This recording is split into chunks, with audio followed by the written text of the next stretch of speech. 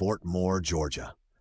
The air in the combatives' room carried the heavy scent of rubber mats, sweat, and nerves wound too tight.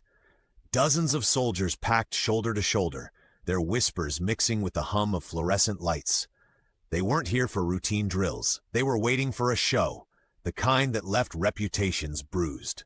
At the center of the mat, Lieutenant Ethan Briggs paced in small, confident circles. His grin looked carved from arrogance. He had the kind of swagger that filled empty rooms and suffocated full ones. Every step he took announced ownership, of the mat, of the moment, of everyone watching. Across from him stood Sergeant Leah Monroe, calm and motionless, early 30s, her uniform crisp, her posture precise, her expression unreadable.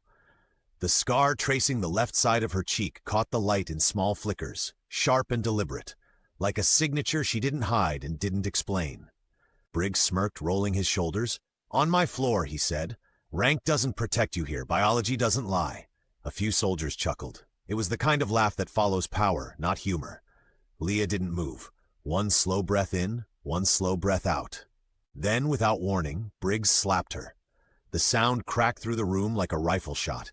Gasps followed. In 2 seconds flat, Briggs was flat on his back, stunned, breathless, staring at the ceiling. The room froze, jaws half open. Nobody understood what they had just seen. And then the voiceover cut in. "Before we begin, make sure to subscribe to Whispered Logs, the home of true military stories that remind us what courage really looks like." Leah Monroe hadn't come to Fort Moore to make friends. Her transfer orders were stamped administrative reassignment, military language for don't ask questions you won't get answers to. She arrived quiet, efficient, composed. By the next morning, her bunk was squared away with mechanical precision, and she was already on the combatives mat before sunrise, training alone. To most, she looked like another disciplined NCO trying to stay sharp. But there was something in the way she moved, efficient, deliberate, that made even veterans slow down to watch. Leah didn't brag. She didn't tell stories. When others complained about heat or gear, she listened and kept her eyes forward. Her scar glinted like punctuation whenever she turned her head, a reminder that whatever history had written on her skin, she carried it without shame. It didn't take long for Lieutenant Briggs to notice her silence. Briggs thrived on noise, on laughter, on attention, on control. To him, silence was defiance, especially when it came from someone who outranked most of his favorites in experience and discipline. He started small, a joke here, a jab there. "Paper ranger," he'd say after she corrected a recruit's grip. "Corporate soldier," he muttered once, loud enough for everyone to hear. Leah never responded. That unnerved him more than any comeback could. When others grumbled, she helped them fix their mistakes. When recruits struggled through runs, she paced beside them, whispering timing cues under her breath. She earned quiet respect, the kind that didn't need applause. And that, to Briggs, felt like a threat. By Friday, he'd made up his mind. He'd remind everyone who commanded the room. The gym was packed, air thick with sweat and curiosity. Briggs strutted to the center, calling out, "Today we talk about combat realism. Sergeant Monroe, front and center." Leah stepped forward, calm, centered. The scar on her cheek caught the light like a blade. Briggs paired her against 5 recruits, back to back, one after another. Let's see how long composure lasts when the pressure's real. One by one they came at her, and one by one they fell. No violence, no flourish, just controlled, precise redirection. Each takedown soft as punctuation, final as fact. By the third opponent, the laughter had died. By the 5th, the air in the room felt heavier than before. Briggs clapped sarcastically. "Gentle, aren't we? Must be nice working the desk all your life." No response. He stepped closer. "Tell me, Sergeant, ever heard live fire? Or are you just theory with a pulse?" Still nothing. That silence infuriated him. He needed noise, validation, dominance. So he made the mistake. He grabbed her wrist. Hard. She looked at him once. "Sir, that's enough." He smirked. "Is it?" Then came the slap, full-armed, deliberate, cruel. The sound bounced off cinder-block walls and silence swallowed the room whole. Leah's head turned with the impact. Then it turned back. Her eyes steady, her breathing calm. The calm of someone who'd been hit before, by worse things than ego. Briggs opened his mouth to taunt her again, but never finished. In one motion, Leah stepped inside his stance, folded his balance, and redirected his weight. He hit the mat so hard the sound echoed like thunder. She didn't strike, She didn't twist, she simply held him, pinned by leverage, not force. "Exhale, sir," she said quietly. He did, because he couldn't do anything else. The room had no air left. Every soldier stood frozen, watching the truth play out in physics and humility. When she released him, she didn't gloat. She stepped back, standing tall, voice calm. "Yes, sir." No one laughed. Not this time. By nightfall, whispers filled every corridor. Who is she? That technique wasn't army standard. She moved like someone else. A recruit swore he saw something under her sleeve when she reset the mats, a tattoo.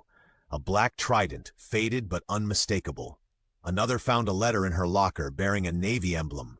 Rumors evolved faster than truth. Some said she'd been part of a classified team. Others said she was hiding from her past. By morning, Fort Moore buzzed with quiet reverence and fear. Leah heard the whispers. She didn't care. She trained harder. The rumor didn't weaken her. It insulated her. Then came the inspection. The intercom blared, "Command inspection, 10 minutes." Panic erupted. Boots thundered. Orders collided. Through it all, Leah moved like she'd known the drill before it began. Then a shout. A recruit slipped on a mat, bone cracking against concrete. Blood spread fast. Voices overlapped, orders tangled. Leah's voice cut through it like a blade. "Stop! Everyone, stop!" The room froze. She knelt beside the injured soldier, calm, eyes focused. "Pressure here, not there. Strap above the joint, breathe." Her hands moved with the speed and certainty of a medic who'd seen combat, not drills. When the base medics burst in, one froze mid-step. "Ma'am, I know you. Bahrain, right? You were there when the pier." Leah didn't look up. "No idea what you're talking about, Corporal. Focus on your patient." He hesitated, then obeyed, but not without a whisper to his partner. "That's her. She saved 4 men that night."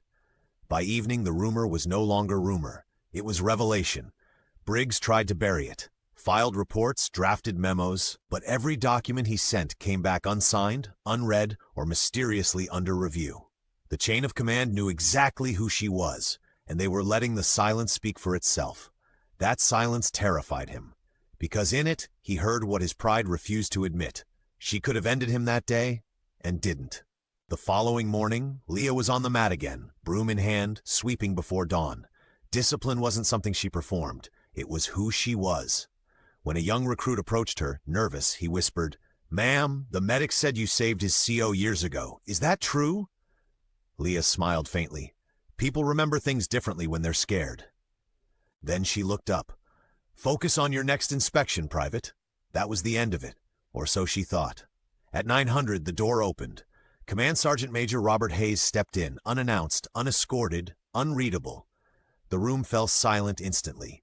Leah was in mid-drill, moving with the same precision that had silenced so many before. Hayes watched her, not as an officer, but as a man recognizing something familiar, mastery. When she finished the sequence, his voice broke the stillness. "Sergeant Monroe," he said, "approach." Leah stepped forward, calm as ever. Hayes unlocked his tablet, the screen glowing red with classified headers. He turned it toward her. "Is this you?" She didn't glance at the screen. "It was, sir." The words rippled through the room like an invisible explosion. Briggs's face went pale. Hayes scrolled once, nodded, then turned to the watching soldiers. "This woman," he said, "served with DevGru 7. 7 deployments. Maritime, desert, urban. She trained men twice your size and carried them home when they couldn't walk." A quiet murmur spread, not disbelief, but awe. Hayes straightened his posture. Then, in a single clean motion, he saluted her. The room froze again. For a heartbeat, Leah's composure cracked. Just slightly.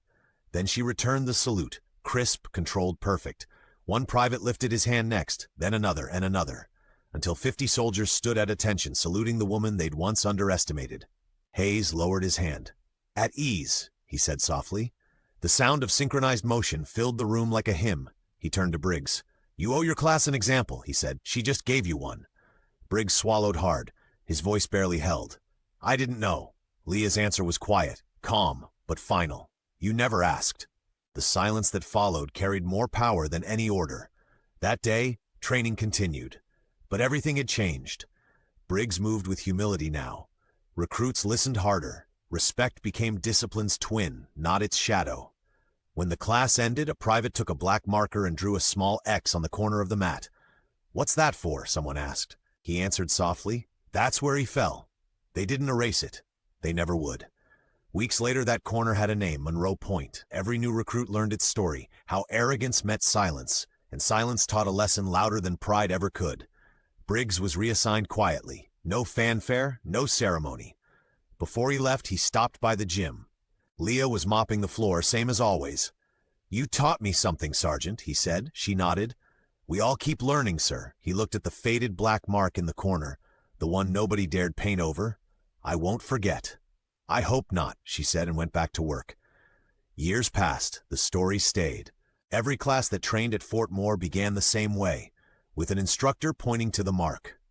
"Remember," they'd say, "that's not a stain, that's a standard." And every time a soldier hesitated under pressure, someone whispered the words that had outlived every rumor, every rank, every name. Never mistake silence for weakness. Never confuse rank with worth. The scar on Leah's cheek remained, a small line that carried 1,000 miles of history. When recruits asked what it meant, she'd simply say, "It means I came home." And then she'd call them back to training. Another lesson, another day, another echo in the legend of Monroe Point. If this story moved you, the narrator said softly, subscribe to Whispered Logs, where real courage isn't shouted, it's remembered.